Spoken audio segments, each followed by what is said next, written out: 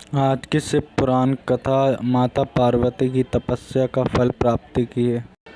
भगवान शंकर को पति के रूप में पाने हेतु माता पार्वती कठोर तपस्या कर रही थी। उनकी तपस्या पूर्णता की ओर ही थी। एक समय यह भगवान के चिंतन में ध्यान मग्न बैठी थी। उसी समय उन्हें एक बालक के डूबने की चीख सुनाई दी। माता तुरंत उठकर वहां पहुंची। उन्होंने देखा एक मगरमच्छ बालक को पानी के भीतर खींच रहा है।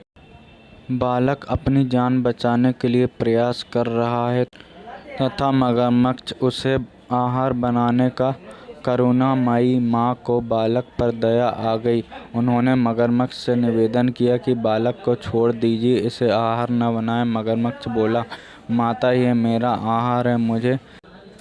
मुझे हर छठे दिन उदर पूर्ति हेतु जो पहला मिलता है मेरा उसे आहार ब्रह्मा ने निश्चित किया है। माता ने फिर कहा, आप इसे छोड़ दें, इसके बदले मैं अपनी तपस्या का फल दूंगी।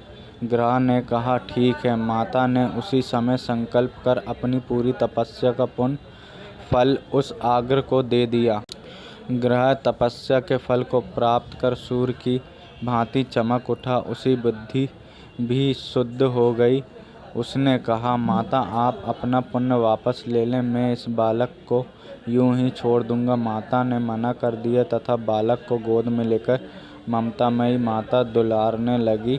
बालक को सुरक्षित लौटाकर माता ने अपने स्थान पर वापस आकर तप शुरू कर दिया। भगवान शिव तुरंत ही वहां प्रकट हो गए और बोले, पार्वती अब तुम्हें तप करने की आवश्यकता नहीं है। यह प्राणी में मेरा ही वास है। तुम्हें उस ग्रह को तप का फल दिया वह मुझे ही प्राप्त हुआ, अतः तुम्हारा तप फल अनंत गुना हो गया। तुमने करुणावश द्रवित होकर किसी भी प्राणी की रक्षा की। अंत में तुम पर प्रसन्न हूँ तथा तुम्हें पत्नी के रूप में स्वीकार करता हूँ।